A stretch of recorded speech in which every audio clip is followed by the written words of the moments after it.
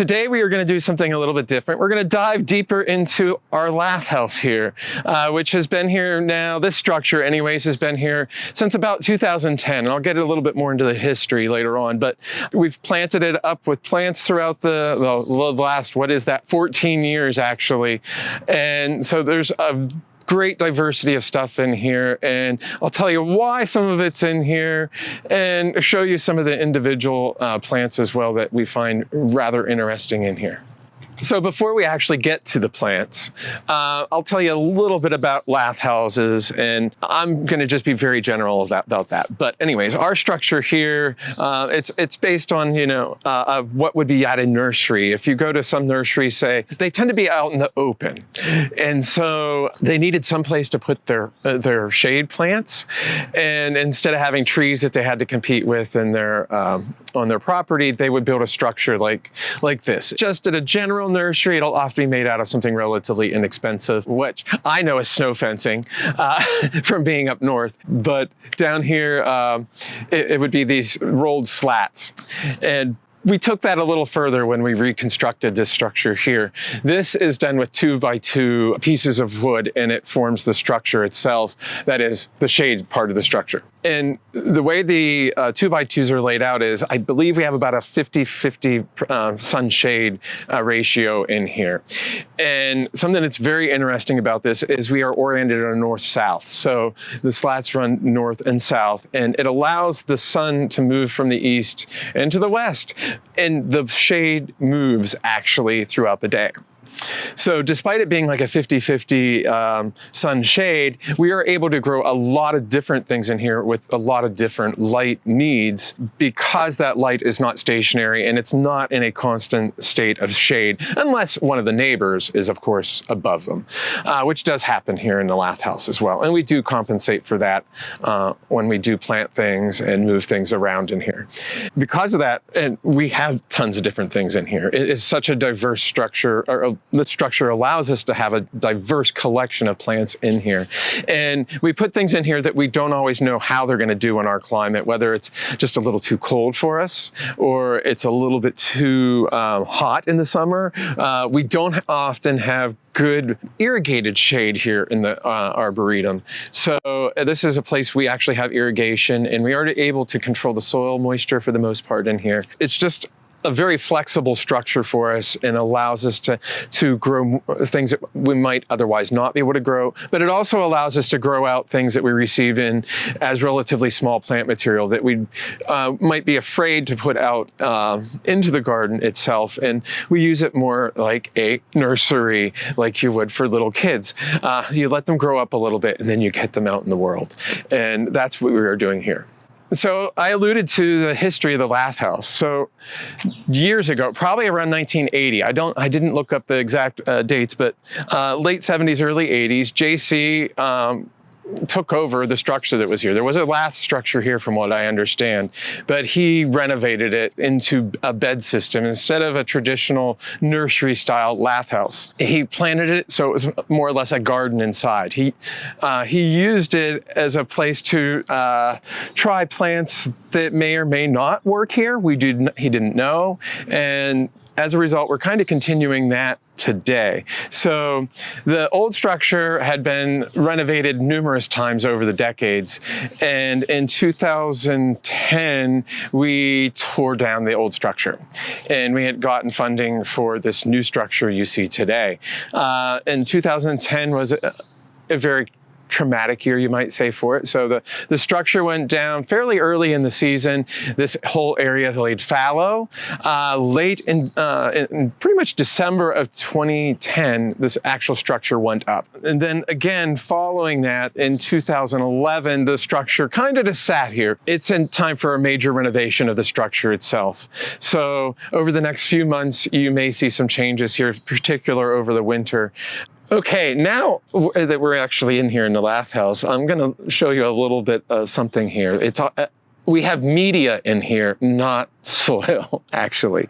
So this is not what's in your garden. Actually, the original material that was put in here was a green roof blend from the Staylight Company. And it's a mix, if I remember correctly, of sand, compost, and Staylight fines, which is kind of sand-like in itself. It gives us really good drainage in this structure. And we actually have drains underneath each section of the Lath House here too. So we could have 8 inches of rain in a day and not have a puddle in here. So we do have to irrigate here some, but the media here, like I said, is just, it's not what you have at home. It's not clay. It will break up even when it's wet. This is very saturated. I just irrigated here a few hours ago, actually, and you can see it is still very friable and great stuff to grow most things in. And then after that, we typically use a wood mulch in here. We don't use wood mulch in most of the garden, but we do in here. And it's not really a wood mulch. It would be a pine bark blend like we would use for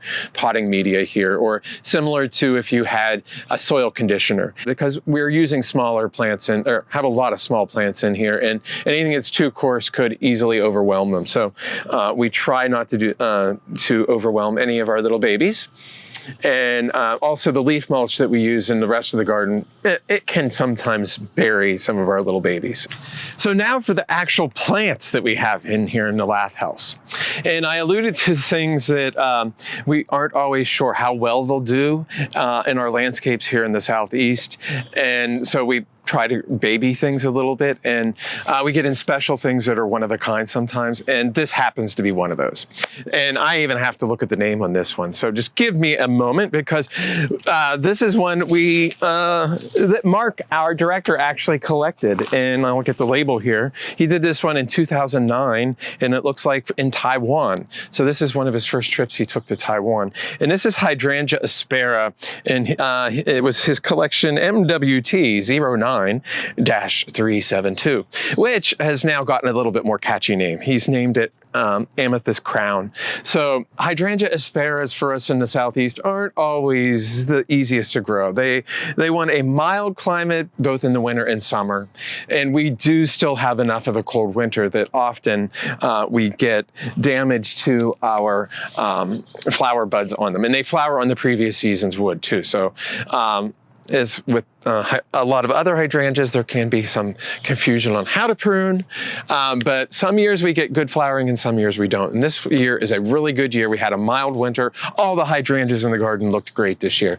And as a result, this one is looking pretty good as well. And as with other hydrangeas, some of the color pigments can be affected by the soil chemistry. And the Asparas will do that as well.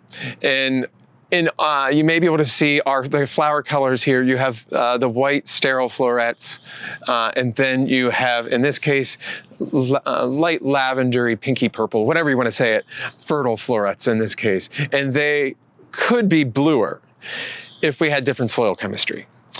Here in the Lath House, I told you earlier that we have a manufactured media, more or less, that we're growing in. We're not actually growing in soil. And the thing that gives you the best blue tones typically when you're growing a hydrangea tends to be that of soils that are higher in aluminum. And that aluminum becomes available at lower pHs. That's why we always say, oh, you need to have a lower pH to get those really pretty blues. In this case, it's much the same idea, and we don't have a lot of aluminum in here because it's not real soil. So anyways, and also our pH may be closer to 7. I'm not 100% sure.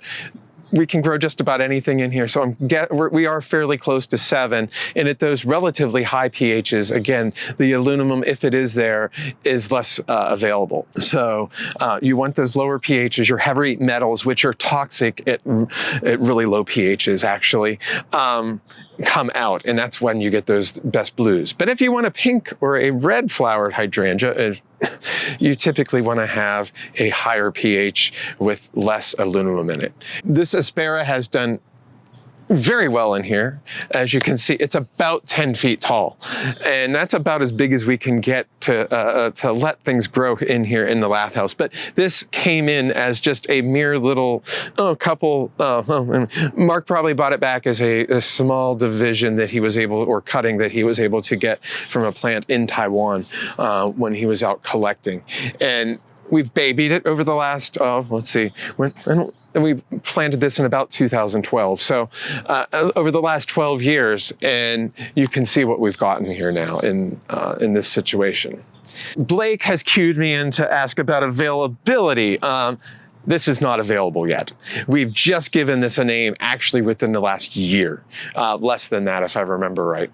So yeah, you're not gonna find this one at your nurseries yet. And again, I don't know how it's gonna do long-term outside of our Lath structure here, even in the Southeast, but Asparas are worth growing here. Even when they do not flower through a winter, you get really nice cool foliage. The foliage is just this big tropical looking foliage, and it's soft.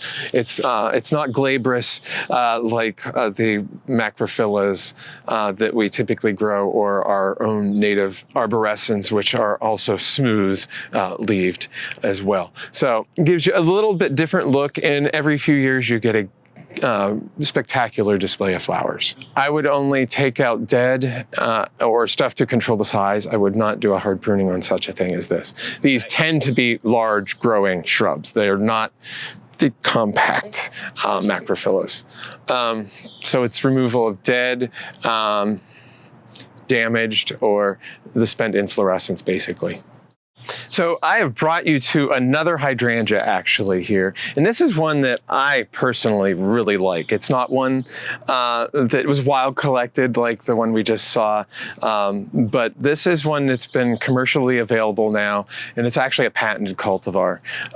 This is Hydrangea Inil Wim Rutten, and it's in the trade as Blue Bunny.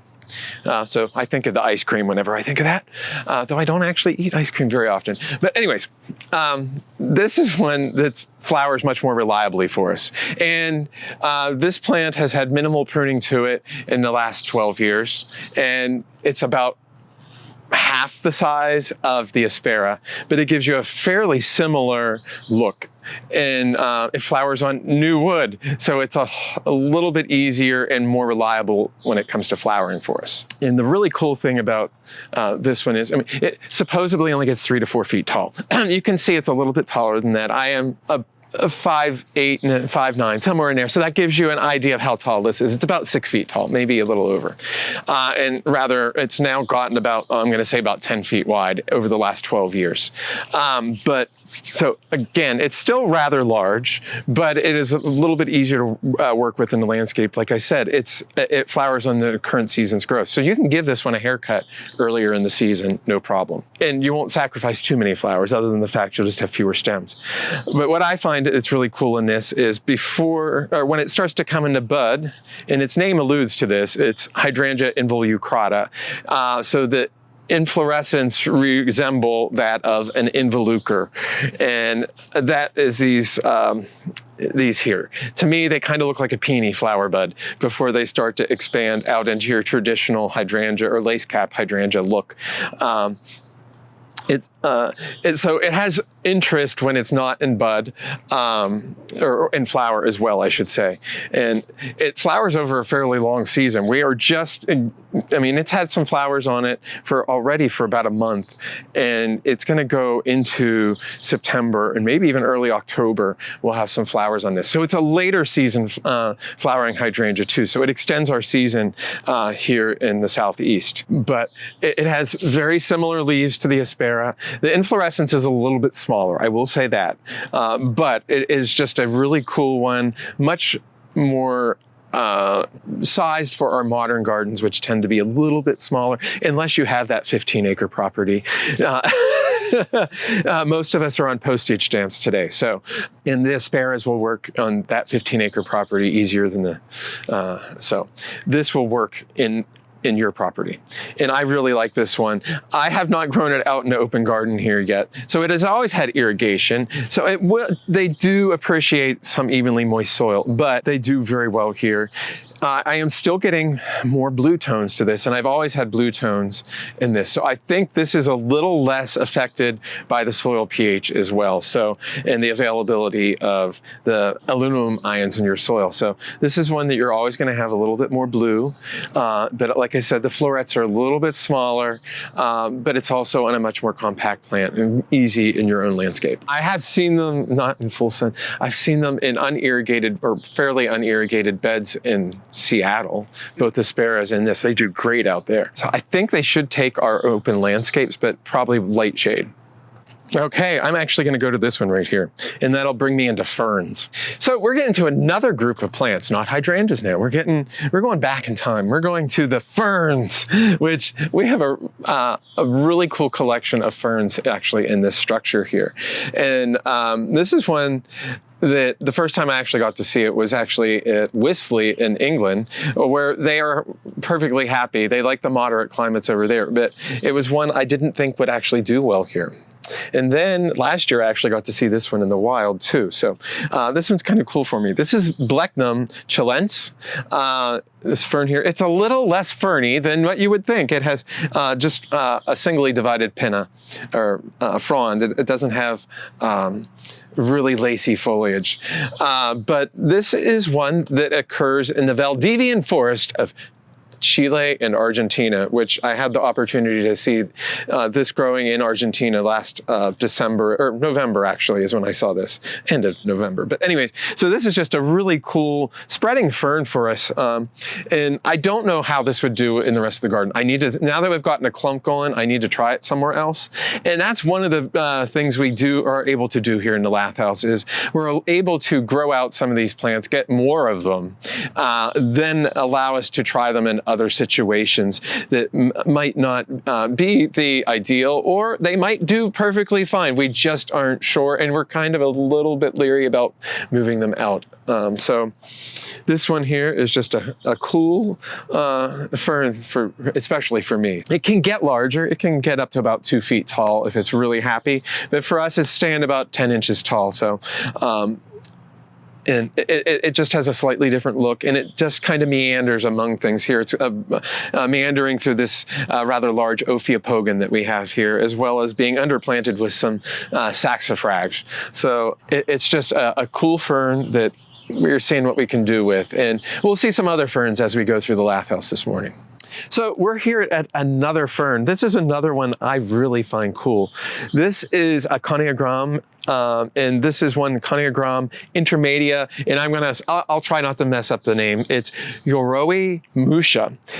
This is a selection of Coniogram that has a serrated leaf edge. Normally a Coniogram just have a simple broad leaf blade or pinna, but this one has this cut edge, and I just find that really cool. It's not so frilly that it is gaudy. It's just a subtle look. It accentuates the plant, and I really like this. This is a really resilient plant too. I've put this one in other parts of the garden by taking divisions from this clump, and it grows in our actual average soil here pretty much, even dry stuff. It might not be as dense as this, but it does take the open landscape in the garden without any issue when you're talking about ferns. This one is a good one.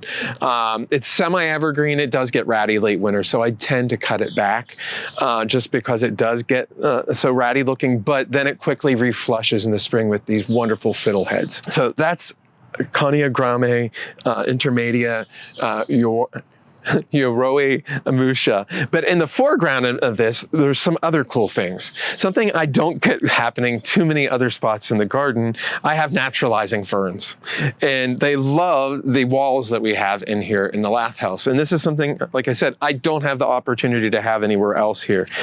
We don't have natural rock outcrops here, but I'm getting holly ferns coming up in here. So there's sertomiums, and I also have aspleniums naturalizing in here. And aspleniums really don't like our soils I've found in the open garden here. I can kill them.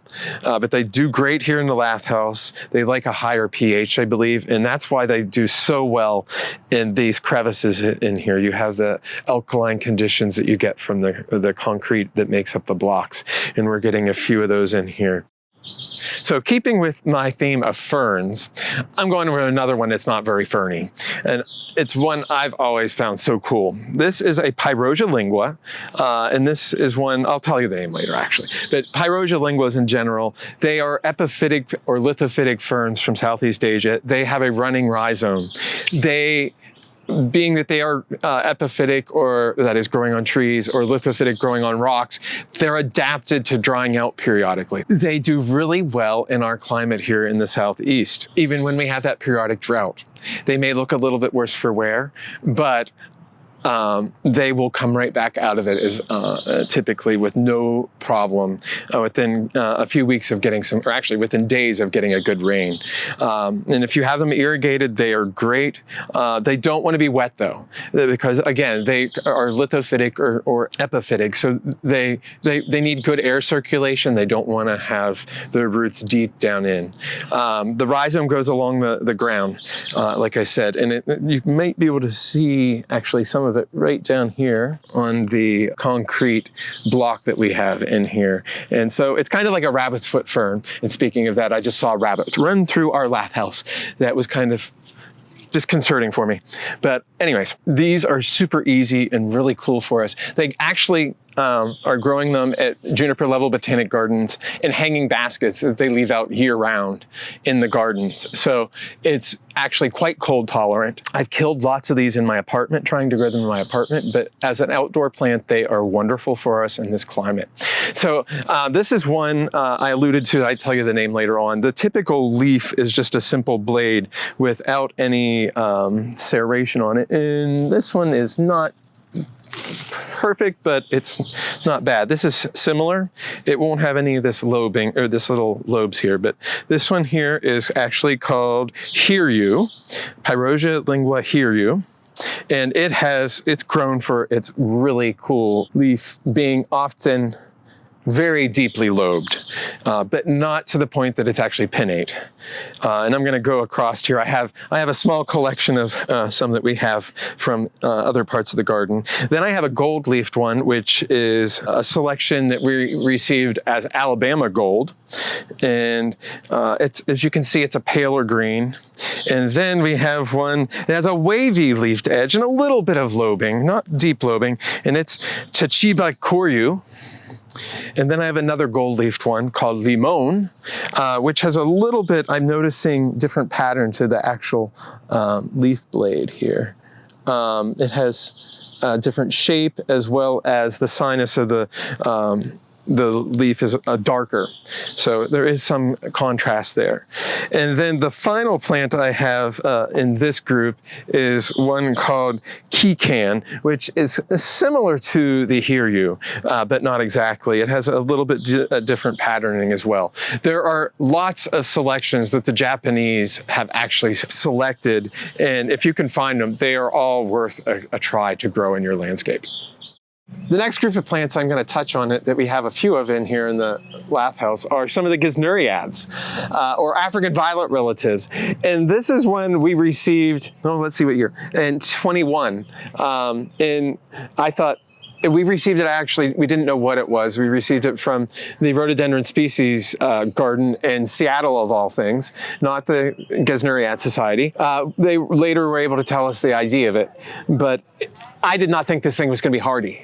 And looking at the name, I grow some of these in my apartment, actually, of this genus, but not this species. But this lovely little thing here is Primulina liguliformis. And again, this is an African violet relative from Southeast Asia, not from Africa, or there's a bunch of other ones that we actually grow in the garden from South America, mostly Syningias and Simanias, things like that. But this is one super fleshy, thick leaves, just like an African violet. I thought, no way will that be hardy. And we planted it, and it's been through, I think, 3 or 4 winters now, and it's gotten bigger. not enormous. But I looked up the information on this little bugger. This is one that I don't know that we could grow anywhere else in the garden. We don't have a good spot for it. It was found growing on a sandstone cliff face somewhere in China. I looked the name up. Doesn't mean anything. So I don't think it'll mean anything to you either. But anyways, primulinas are often sometimes called chiritas as well. Again, houseplants to me, and I'm just so amazed that this one grows here.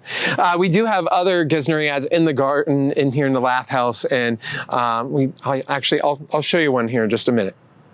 So another, a little bit less diminutive gesneriad that we're growing out in here in the Lath House is another Asian one. This is a hemiboea down along here. It was planted up on top of the bed. It's coming out through every crack and crevice that's in the wall.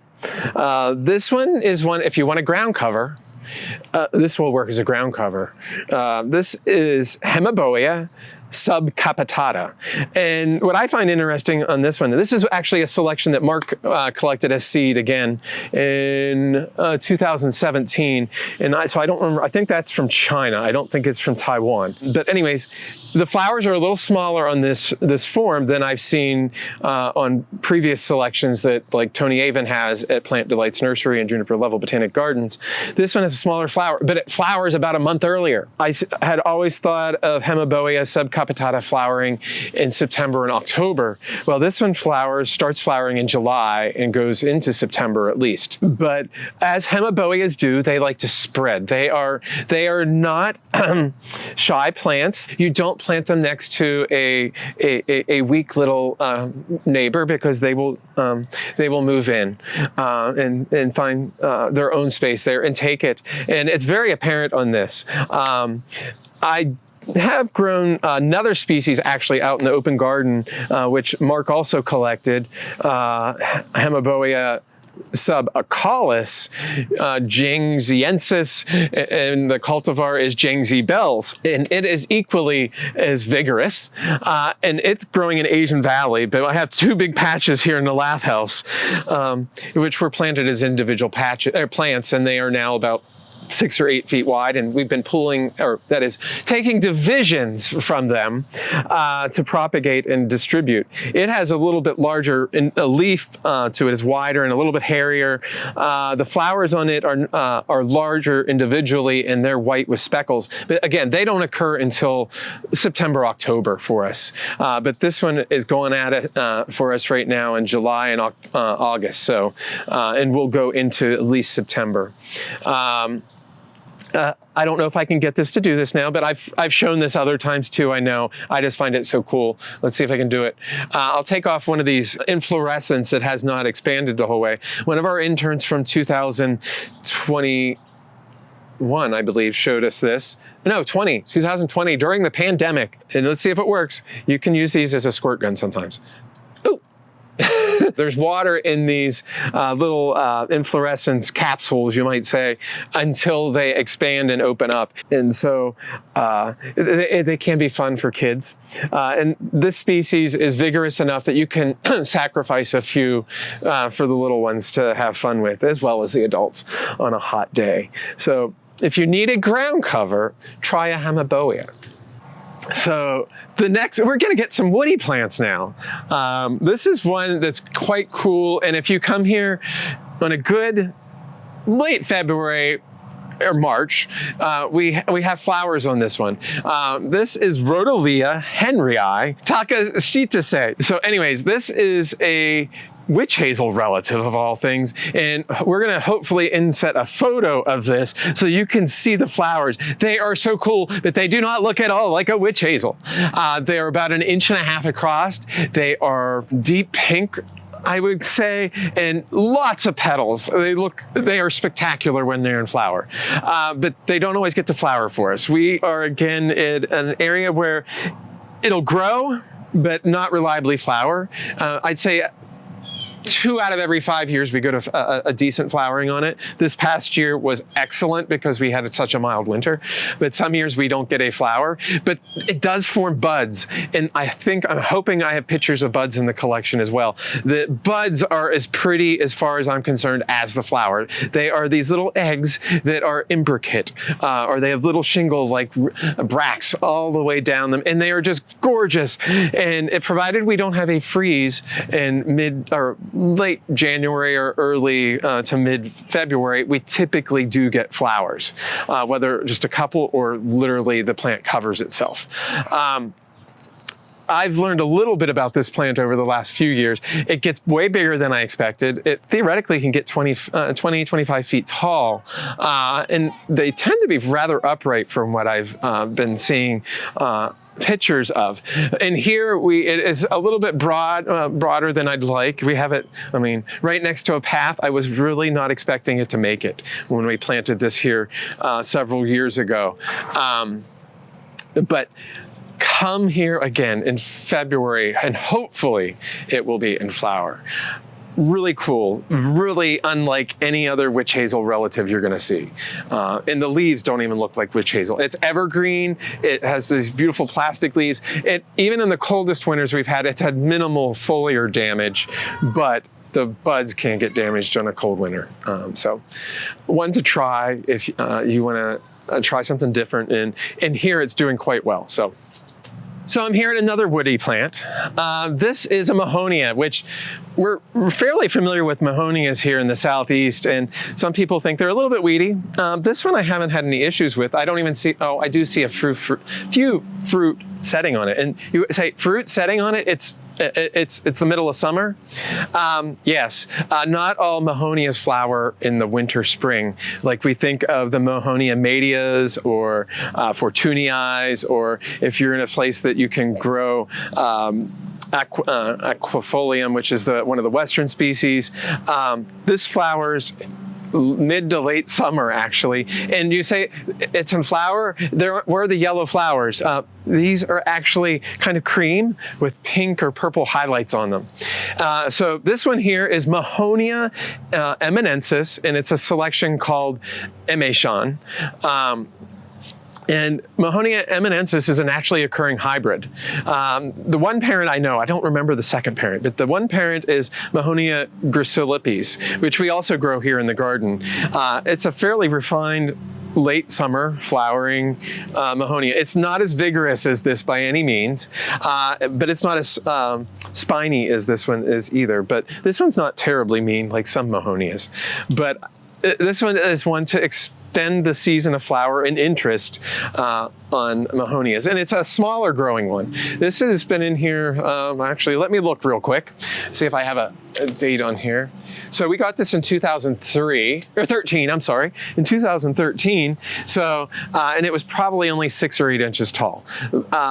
If this were a Mahonia ex media, it would probably be 6 or 8 feet tall, and way wider, and way pricklier, and not flowering right now. This is just something you can add a little bit of interest to in our summers. As a nice semi-globose weeping type habit to it, look to and feel to it. I really like these. We have another unnamed selection nearby. Most days when this is in full flower, it's kind of between flushes, and that's the other thing. This flushes over a long period. The honeybees and bumblebees adore the Mahonias. So it is a good pollinator plant, and I don't always think of, we don't think of these non-native plants as being good pollinator plants, but yes, they are. So this is just a cool shrub that you can maybe find. This one I don't think is readily available yet, but hopefully we'll work on that. A good Mahonia to try. It's not going to be one that seeds into your landscape like so many of the winter flowering ones that we worry about. So it does not have the fragrance though that some of the winter flowering ones have, but it's there at a different season, and I think it's just a nice foundation shrub is what it would be good for. But we've been growing this here in the Lath House with no issues. We need to get some of them out in our landscape here. So we'll probably be propagating this one soon. Oh, acubas. I should talk about acubas, shouldn't I? Yep. aren't all Aubas the same? Speckledy things? We have a whole bunch of different Aubas here. They aren't all the same. I hate to say it. And this is one that I'm right next to on my left-hand side here, is one that came from a garden in England. And Mark actually brought this back as cuttings. And it's from a seedling that occurred in Linda Eggins' garden. And you ask, who's Linda Eggins? Linda Eggins actually had, at the time, and I'm assuming she probably still does, the national collection of Auba in England. And individual people have national collections in England. It's kind of strange. We think of them as a botanic garden. But so we, at one point, had over 100 different selections or what were believed is somewhat unique selections of Auba here at the gardens. I don't know if we have quite that many at this moment again. We have killed a few because it does actually, they are killable. But anyways, this is one that's really nice. It does have a few specks of burn on it from this past winter, but this is Linda Eggins. And Mark, I think, came up with the name. I don't think it was called Linda Eggins when he brought it back. But this is just a really nice form of Auba Japonica.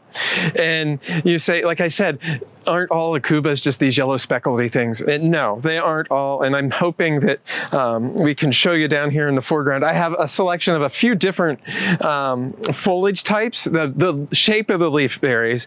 It may be long and thin, or it may be just this broad leaf. It may be green. It may not have any speckles at all. It may have an irregular variegation pattern, more blotchy than speckly. There's some that have marginal variegation. There actually is quite a bit of variation in variegation, depending on the plant, within the species Auba Japonica. Like I said, the shape of the plant may vary too. In another part over here, there's some that are just these little dome-shaped moundy things that are like a perfect foundation plant. And I think it's Kembu, if I remember right. This one right here is one like that. And I like the shape of the leaf on that one. It's more rounded and a bit blunt. And there's no speckling on it at all. So it doesn't look like it's sick. Some people think they look sick. I don't. But anyways, so we also have a few other species. Yes, there's actually different species of Auba. They aren't all Japonicas. In the Lath House, I don't think I have any Chinenses right now, but that's one that's a little more common. But then you get into some other ones like this one here. This is Auba omiana, or is it omiensis? I can't remember. Omi something. It's from the same mountain as the Mahonia I showed you actually earlier. The Ime as another way of saying Omiana or Eminences. But anyways, this species can actually form a small tree. It's a little less hardy. To me, it has a blue or green leaf, and the undersides are very attractive as well. But it can get quite large. We have one about 10 feet tall in the garden right now, or in the Lath House actually, right now. And it's still going. It's a lot more open. It's not that dense shrub. So like I said, it's going to be a small tree versus those shrubs that we see in front of shaded foundation plantings in people's yards. And then here's one that Mark collected. We don't know what species it is yet. He's brought back a few other ones as well, but this is just a plain green leaf species he found. The leaf is quite different actually from the Mahonia japonica, as it kind of looks like an intermediate to me between the Omiana and the japonica type. So there is more out there than those speckly, sickly looking Aubas. So I'm at a kind of an intersection in the Lath House, you might say, in more than one ways. We have some plants that have done exceedingly well in this area. And you may ask, what do you do with them?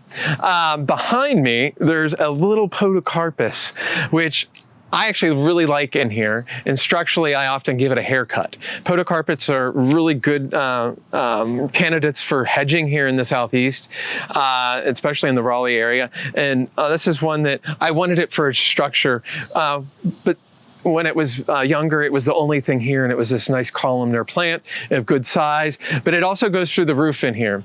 And like I was telling you earlier, the Lath House is in need of a renovation, and right now I can't do the roof trimming that I would normally like to do to it. So it has gone a little bit larger, but at some point this winter I'll probably give it a bit of a shaping and bring it back into bounds. It's actually Podocarpus macrophyllus akame, which is the new growth on akame, has a pink or red flush to it, which is kind of really cool. And its neighbor here, I believe, is slated to get either a removal or a haircut, whichever. We need to propagate it either way. It is a Hydrangea longipes, which is closely associated with that Aspara and Hydrangea involucrata that you saw earlier. And it's gotten a little bit bigger for the space than what we really want. And we're finding it does really well for us here. So it's one that may move on, but it'll be one that we get out there, hopefully to the nursery industry, and see if they find it interesting to grow in their own landscape. Some other things that are in this area, this is a lot of cool things. There's another, I don't know, you can see some gold or yellow foliage up this direction. There's a camellia there. It's a Camellia sasanqua ogonba. O-G-O-N-B-A, I believe, Ogonba. For the longest time, that was just a snail growing. That in the last 3 years, it has gone to town and it has reached the roof now. It has beautiful, fairly large single pink flowers in the late fall and early winter. So it does put on quite a show. It might be one that just gets a haircut. Or I have it planted in another part of the garden right now too. I need to check in the status of it, but it should be one that does fine for us. But it has really nice interest in that it's a gold-leafed Auba sasanqua, or not a Auba, a Camellia sasanqua.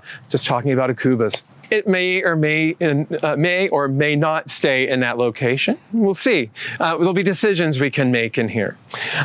There's other plants that we weren't sure of what they would do. There's this little Bomuria here, Chantilly lace, which has gotten a little bit larger than we expected. And it likes to, it comes true from seed, we're finding. And we get seedlings throughout the Lath House. So this one may be one that we move on and not have in here. We're finding it does very well, but it is very attractive. The stems on it are reddish when the light hits them, and then the older growth, actually, when it first flushes, it's all green, but as the leaf ages, it gets a modeling of white and gray variegation in it, and it's quite attractive. This gets cut down to about a foot each year, and it's up to 4 feet or so already, and it has a couple more months to grow. But like I said, it is starting to set a few seeds, which may or may not be a good thing. But at least it's not, it doesn't sting like its relatives. It's in the stinging nettle family, the Urticaceae, but it does not sting, at least. There is that plus on it, but it has a really nice cut leaf to it. So that might be one for me to try in a shaded part in the Lawrence border or something. So it could work in another part of our garden. But beside it is something I find interesting: fuchsias. We have 2 fuchsias that we've been able to reliably grow here in the garden, and this is one of them. This is actually a species, and the other one we have is a complex hybrid, but fuchsias notoriously don't like 90-degree days or hotter, and we really don't have any of those here in Raleigh anymore. We have more 100-degree days. So finding something that has survived 106 about a month ago, being fairly unscathed, is pretty good. This is a very small flowered species though, but really resilient when it has very thick waxy leaves. This is Fuchsia Hachabachii. And Mark actually brought this one back from England several years ago, and it's done very well here in the Lath House. I need to try it in another location in the garden. I do think it will want some supplemental irrigation, and that is one of the restrictions I have here in the garden, is finding a good spot that's part shade and also evenly moist soil. It can take our heat too, but I think it needs to have that little bit of moisture to compensate for that heat intolerance that most fuchsia have, but it still does fairly well for us here. And we have other things that we have a collection of aspidistras in here, and this is one Mark brought back, I believe, from China or Japan several years ago, and it's starting to finally bulk up. It's a streaked variegated one, and he says dwarf streaked. I don't think it's too dwarf, but it is a little more compact, I will say that. But we're seeing what happens with this, and there's a whole bunch of other aspidistras here in the Lath House, and some of them are wild collected. Some only get 6 or 8 inches tall, others get 2.5, 3 feet tall. Some are very tender, while others are unscathed even on our coldest of winters now. So even in here in the Lath House, things do sometimes get damaged, but this aspidistra has been a really good one. A really cool plant that's just over here to my side here is a juga. If we think of a juga repens, which I mean, they're excellent ground covers, and this is the one as our Alexander's looking a little confused. A juga? What? Where? This is a juga incisa bicune, which is a variegated form of juga incisa, which the straight species of incisa can get about 1 foot tall. This one stays a little bit more compact for us. As you can see, it's only about 6 inches tall, but it is just nearly totally variegated. There's a little splotch of silvery green in the middle of each leaf, and aside from that, it's white. Each spring, it gives us fairly large, in relative respect to other ajugas, cobalt blue flowers or purpley blue flowers, and it is just a really nice one if you can get a hold of it to try in your own garden. And we have it here in the Lath House. I mean, it's a smaller growing one, and again, it might get lost if we had it in some other locations in the garden, and this is just a spot that we can keep it so it doesn't end up getting overwhelmed by its neighbors. What haven't I touched on that you want me to touch on? Actually, there's a cool Schefflera, or actually Heptaplorum over here that we're going to see what happens. So I'm right next to one of the most recent plantings in here in the Lath House. This is a Heptaplorum hypoleucoides. And you ask, what's a Heptaplorum? It looks like a Schefflera to me. Well, it used to be. They have now split up the genus Schefflera, but I think there's only a few left. But Schefflera used to all encompass a whole bunch of plants in the Araliaceae, or the ginseng family, that were all over the subtropics and tropics throughout the world. And even temperate areas. But they've given the Southeast Asian ones, from what I can tell, are now pretty much Heptaplorum. I think some of the Mexican species might still be Schefflera, and there's a couple other genera that are out there as well. But anyways, enough about that taxonomic stuff that I don't even totally get, but I have fun keeping up with to some extent.